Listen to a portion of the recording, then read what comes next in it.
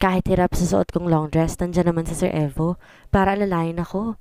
Akala ko uwi na kami dahil sa tapos naman na, pero nagulat ako na magpunta kami sa police station. Doon ko lang nalaman isa pala siyang general na dating chief of police. Apat lang kami na Sir Gio at Sir Jack na nagpunta doon. Tahimik ako habang binabati siya ng mga naka-uniform na police. Nag-aanda pala siya ng pagkain para sa mga kasama nito at pinakilala niya akong asawa. Na totoo naman. Doon ko lang din nalaman na hindi lang siya general ng kapulisan, kundi isa ring CEO ng company, ng isang agency, at CEO din ng firearm paggawaan ng barel, granada at kung ano-ano pa. Lahat ng company hawak niya. Pinuntahan namin at may pahandang lahat. Nagulat pa ako dahil gabi na at wala pa raw sa kalahati ang nabibisita niya. Masakit na ang binti ko dahil sa suot kong 3-inch heels. Isama pang long dress na suot ko. Pero nawala ang pagod ko nang huminto kami sa isang restaurant. Yes, kakain uli? Sabi ko sa sarili ko kahit kakakain lang din naman kanina. Pero past 8 p.m. na rin at last na kain namin 4 p.m. pa. Kaya late na kami for dinner. Ang takaw mo, Rosabella? Biglang sabi ni Sir Gio sa akin pero hindi ko siya pinansin. Ano bang laman ng tiyan mo? Monster? Sabat naman ni Sir Jack at sinaman ko lang siya ng tingin na magsalita si Sir na kinahinto ko sa pagsubo ng kanin at ulam.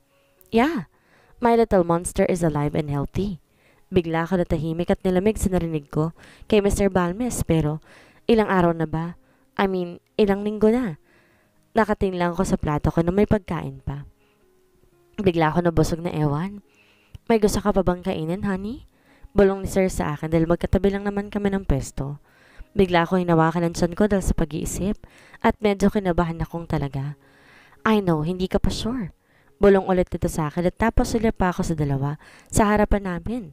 Buti busy silang ubusin ang pagkain nila kaya hindi nila napapansin na kanina pa ako kinakabahan sa ibinubulong ng katabi ko ngayon. Busog na ako. Pabulong na sagot ko pero doon pa rin ako sa pagkain sa harap ko nakatingin. Iniiwasan ko magtama ang mga mata namin. Baka matulala na naman ako at lamunin ng karupukan. Lalo na't may rason na siyang gawin ang lahat dahil kasal na kami. Are you okay? Paungulit sa akin ito.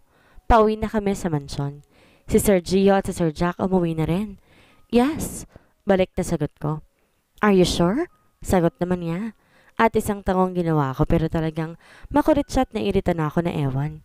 You, what dessert or anything you like? Pagtanong pa rin niya at napapadiin ang pagkakakagat ko sa ibabang labi ko sa irita. Hi, I said I'm okay. I'm fine. Ano bang mali sa English ko? Pagalit na sabi ko kasi kanina pang nakakailan na siya. Hindi siya makaintindi. English naman yun ah. Sa Tagalog nga, nahihirapan pa siya na kailangan pa ulit-ulit.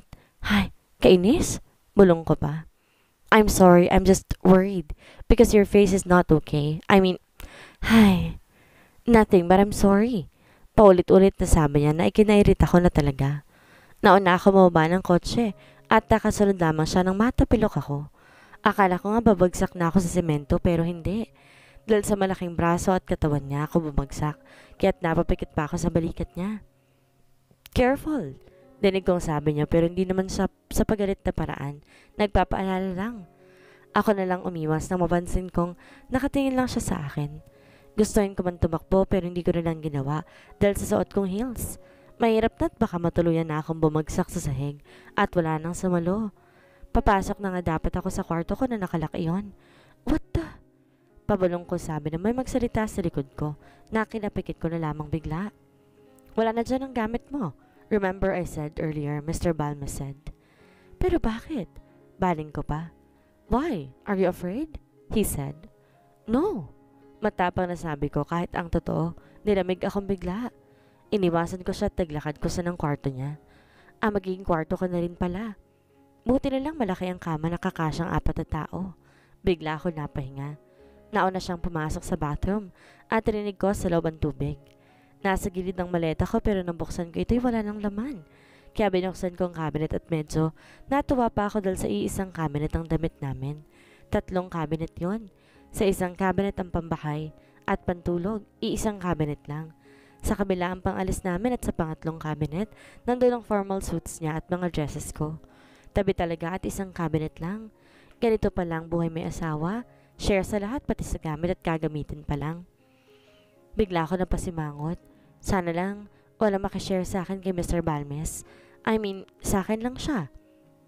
Bulong ko pa na parang inaangkin ko na si Sir at ipinagdadamot. Nang biglang may magsalita sa likod ko, na ikinalingon ko pa.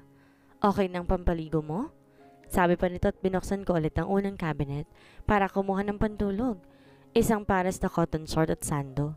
Hindi na ako nag-abala pang magbra. Bahala siya. Sa dami ng babae niya, sure ako na sawa na ito't hindi maapektuhan sa katawan kong payat na parang kulang sa kain. Isasara ko na sana ang pinto ng harangin niyang kamay niya mismo. Kaya't napalayo kayo. Sabay na tayong maligo. Sabi pa nito na ikinataas ng kilay ko. Hindi pa pala. Pahabol na sabi niya at ito na mismo nagsara ng pinto na ikinahinga ko ulit. Akala ko magagalit siya pero hindi. Ilang minuto lang natapos na ako. Gabi na kasi at ayoko magbabad sa tubig. Pero nagtaka ako at walang towel at kahit anong pa pwede kong gamitin pang punas maliban sa hinabad kong dress na nakasabit lang sa gilid. No choice. Sumilip ako sa pinto at dahan-dahan kong binuksan iyon. Walang tao. Pero hindi pa rin ako sure. Kaya nagsalita na ako. Sir, nandyan po ba kayo? Tawag ko mula sa loob ng CR. Nilabas kong ulo ko sa pinto para tingnan ulit. Mr. Balmes. Tawag ko ulit pero wala ako narinig na response. Pero may narinig ako anino sa gilid at alam kong siya yun. Bigla ako napaisip sa sinabi niya. Love, are you there? Paglalambing ko at ang gago. Biglang lumabas. May hawak na towel at hawak din niya isusuot ko. Ang galing, di ba? Naisip kong tawagin siyang Love dahil sinabi niya sa akin. Kahit anong tinawag ko, basta tawag lang Sir or Mister. Marami pa nga siyang options na endearment eh. I'm here, my... Balik na sagot nito. Todo ngiti pa na para nakaglue. Ang bibig. Pwisi talaga. Nilahad kong isang kamay ko para abutin ng towel sa kamay niya. Pero nakatingin lang siya sa kamay ko. What? Sabi pa nito at seryoso na ulit ang tingin sa akin. The towel. Give me the towel. Sabi ko pa. Simula na magkasama na kami at kinasal, napapadalas na rin ang pag-English ko. Buti na lang karamihan sa nababasa kong libro English, kaya't nasanay na ako. Di man ako umabot ng college na high school graduate naman ako, kahit papaano, kahit public school pa yon. Say please, my love. Sabi pa nito sa akin sa mababang boses. Naguguluhan ako minsan sa mabilis na pagbabago ng mood nito at pananalita. Iisa sa mga napansin ko, lalo na ang kilos ito na parang di ko maramdaman minsan, pero susulpot na lamang siyang bigla. Please? I said. At nagulat ako na lumapit sa akin, kaya napatayo ako ng tuwid. Alam ko nakatingin siya sa hubad kong katawan, pero hindi ako naiilang. Dahil ba nakita niya na ito? Or dahil ganun ako katiwala sa kanya na hindi niya na ako sasaktan ulit? I love you, my love. I mean, I love you. Huwag mo akong iiwan, ha? Bulong pa sa akin ito at ramdam ko na lamang sa balat ko ang towel na nakabalot na sa buo kong katawan. Kaya ulo ko na lang di natatakpan. I love you too. Mahina akong sabi na kinahigpit ng yakap nito. At nagulat ako nang bumagsak to sa sahig at nawalan ng malay. Nakabihis na ako't lahat-lahat pero nasa sahig pa rin siya at ewan ko. Pero gusto niya nang matulog sa carpet na meron sa loob ng kwarto namin.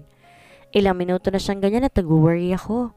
Sir, love, wake up. Sigaw ko pa sa bayugyog pero ganun pa rin. Tumayo ako, tinanap ko ang cellphone niya pero may finger thumb password siya. Mag-isip ka. Bulong ko sa sarili ko. At lalapit sana ako kay Sir para sana ilagay sa screen ang thumb finger niya pero daliri kong naitouch ko sa screen at bumukas yun. Bigla ako napatulala sa lalaking nakahiga pa rin sa sahig. Bakit ko nabuksan? Sabi ko pa pero dali-dali ako nagpunta sa contact number. Hinanap ko agad ang number ni Sir Gio pero kay Sir Jack agad ang nakita ko kaya na agad ang tinawagan ko. Nakatatlong ring nang may sumagot sa kabilang linya pero puro ungol lang naririnig ko.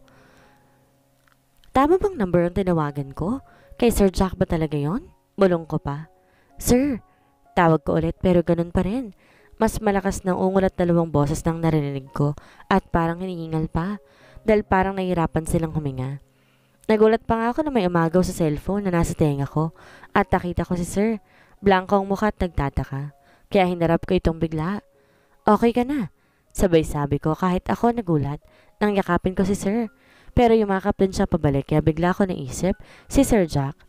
Evo, si Sir Jack, may problema yata sa paghinga. Sumbong ko pa rito.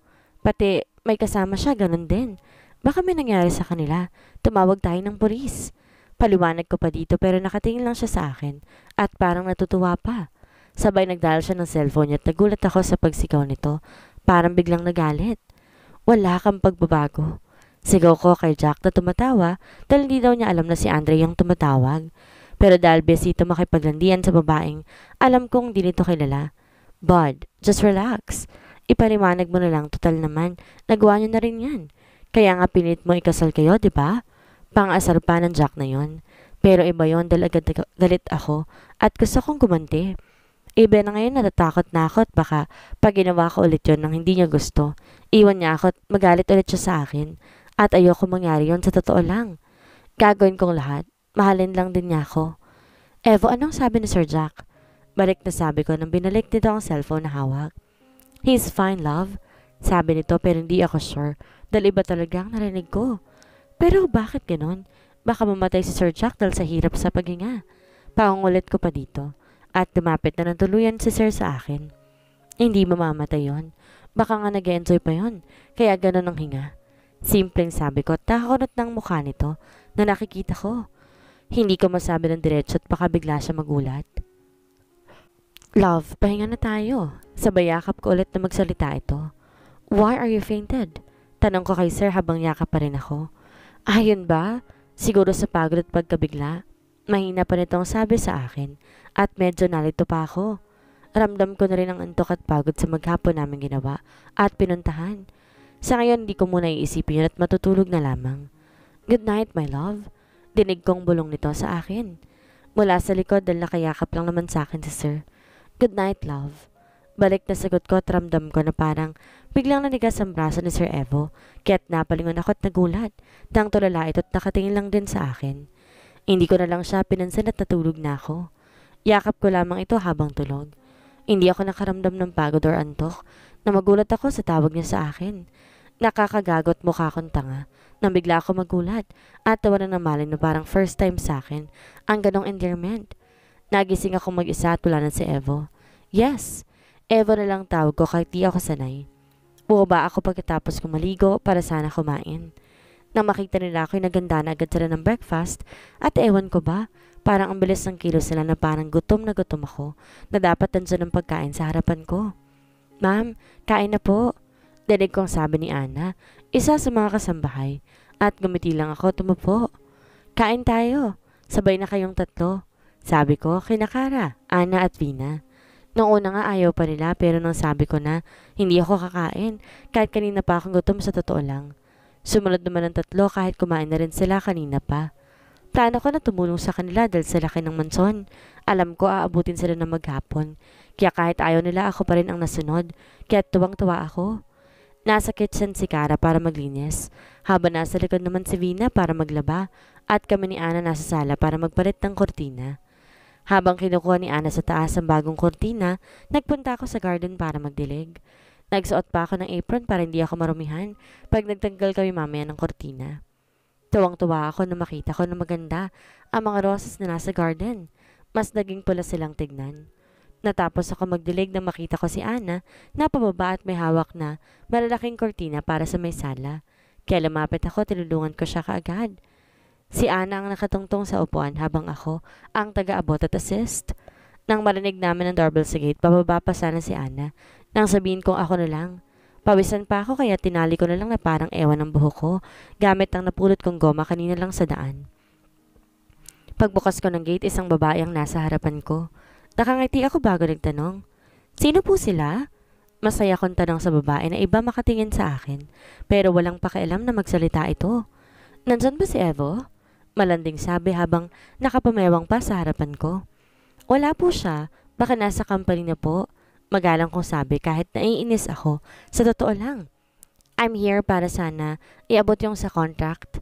Sabi pa nito at nagulat ako nang dire-diretso na lang siya na pumasok at todo iwas sa akin na para bang may sakit ako. Alam ko madungis at pawisan na ako pero hello, mabango pa rin naman ako eh.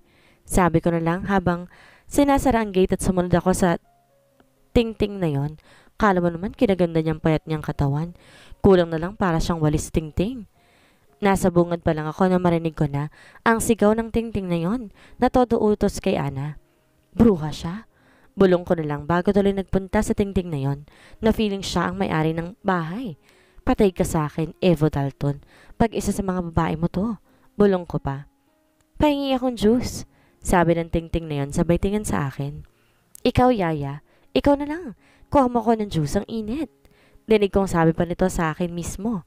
Tinignan pa ako ni Ana at ngumiti na lang ako para sana matapos na rin ang paglalagay ng kortina. Nagpunta ako ng kitchen para magtimpla ng juice para sa tingting na yon. Leche siya. Gusto ko man tawagan si Evo para nasa taas ang cellphone ko. Pero nang mapalapit na ako, napahinto ako na marinig ko mismo sa bibig ng tingting na ito. Nakausap pa rin ito si Evo at todo smile pa ang bruha. Kanina boses bruha siya. Ngayon naman todo ipit ng boses na akala mo naman kinaganda niya. Nilapag kong baso na may lumang juice sa mesa kung saan katapat lamang niya. Todo bakit sa kausap. Lumapit ako kay Ana para tulungan maikabit ang malaking kortina. Tigdulo kami ng hawak. Busy kami ni Ana na makita naman ang tingting na ito. Si Kara, kaya't yun naman ang inutusan. Pinabayaan ko na lang, total naman. Malapit na kami matapos. Busy kami at ganoon din ang tingting na yun sa cellphone niya. Kala ko okay nang magalit na naman ito. At kita ko pa ang pagkagulat sa mukha ni Kara na nasa harap at nakayuko lang. Kaya't dahan-dahan ako bumaba sa upuan. Tinabihan si Kara na halatang natatakot sa sigaw ng bruha na ito. May problema ba? Sabi ko sa mababang boses. Sabay hawak sa balikat ni Kara na nakayuko pa rin. Ang tamis ng juice? Papatayin mo ba ako? Sigaw nito at kita ko sa mukha nitong inis. Kinuha ko ang juice at tinila ko si Kara na umiiyak na dahil first time para ng dalagang masigawan. Kaya nagulat talaga ito. Ngumiti ako ng palihim tsaka hinalo ang juice at bumalik ako kung saan ulit ang tingting na iyon. Naghalo na ang pagod at gutom ko uli. Isama pang bruhang tingting na yon. Nilapag ko sa mesa ulit at nakatayo lang ako sa harap ng tingting na yon para tingnan ang reaksyon niya once inumin niya ang juice. Naghalo na sa balat ko ang pawis at tilikabok. Wala na rin sa ayos ang buhok ko, isama pang apron na suot ko. Madumi na rin dahil sa pagdidilig ko kanina. Sa garden. Kaga ka? Sigaw ng tingting at nakatayo lang ako habang todo ubo siya at kinuha niya ang basa sa mesa sabay tapon sa mukha ko. Isang malakas na boses ang narinig ko sa likod namin pero hindi na ako lumingon at nakatayo lang sa harap ng tingting na ito at galit na galit. Nasa bungad pa lang ako na makarinig ako ng sigaw mula sa loob ng bahay. Dali-dali akong pumasok at iniwan ko sa Jack at Gio na nagulat din. Queenie! Sigaw ko na makita kong binuhusan ito ng juice ang asawa ko na nakatayo lang at walang imik. Evo! Dinig kong sabi ng tingting na ito. Queenie palang name niya. Pero ganun ko umasta, kala mo Reyna. Pero hindi sa akin. Kita ko pa sa gilid itong pag-aayapos nito sa braso ng babaerong to. Pero nagulat ako nang tanggalin ni Evo yun at lumapit sa akin. Kaya mas kinagulat ko yun. Evo, yung babaeng yan, palayasin mo yung katulong mo na yan. Nalagyan niya ng asin ng juice na pinatimpla ko. Galit na sigaw ng tingting na Queenie na yon. Sabay duro niya sa balikat ko. Kaya't napalingon ako at kanina pa ako nagtitimpe. Kaya malakas sa sampal ang ginawa ko sa kamay niya. Kanina pa siya makaduro. Sira ulo siya at ang bruha talaga sa ginawa ko. Kanina ka pa nagtitimpi lang ako. Balik na sigaw ko din at nandun din pala si Sir Gio at Sir Jack na parang nanonood lang ng pelikula. Evo! Iyak ng tingting na yon. Binitawan ni Evo ang braso ko at nilapitan si Queenie. Bigla ako nakaramdam ng lungkot sa ginawa ni Evo. Agad akong tumalikod at iniwan sila. Sinundan pa ako ni Ana at Kara pero pinalis ko rin sila sa baylak ng kwarto at diretso ako ng CR para doon umiyak habang naliligo. Leave! Queenie! Sabay hawak ko sa braso nito, tinila ko ito sa may pinto. Naiinis ako. Alam ko mahabang timpi ng asawa ko kaya alam ko rin na napuno na ito mula kanina. Pero Evo, siya naman ang nauna. Nilagyan niya ng asin yung juice ko. Pagrereklamo nito sa akin. Hindi niya gagawin yun kung wala kang ginawang hindi maganda. Balik na sabi ko. Nagtitimpi na lang din ako at baka kung ano pang masabi ko. Hindi ko rin alam bakit andito to eh. Nagulat ako nung tumawag ito sa akin na nasa bahay daw siya. Kaya dali-dali ako umalas sa meeting namin nila Gio. Kinakampihan mo yung maid na yon? Galit na sigaw nito sa akin na mas lalong ikinainit din ang ulo ko. Don't talk to me na parang meron kang karapatan. Balik na sagot ko at yung tinawag mo na maid, asawa ko yon. Kaya kung sino man ang dapat umalis sa mansion ko, ikaw yon, not my wife. Madiing sabi ko na kinagulat niya at iniwan ko siyang mag-isa doon sa labas na tulala. Nalagpasan ko ang dalawang nakaupo sa sofa at tumakit ako para kausapin ang asawa kong alam kong mainit na ang ulo. Lalo na sa akin. My love, open the door. Malakas ang sigaw ko sa labas ng kwarto namin. Isabay pa ang katok at pagsipa ko sa pinto, pero walang nagbukas sa akin. Nag-worry na ako sa totoo lang. Bumaba ako, tinawag ko si Ana. Ana, ang susi ng kwarto, pakikuha.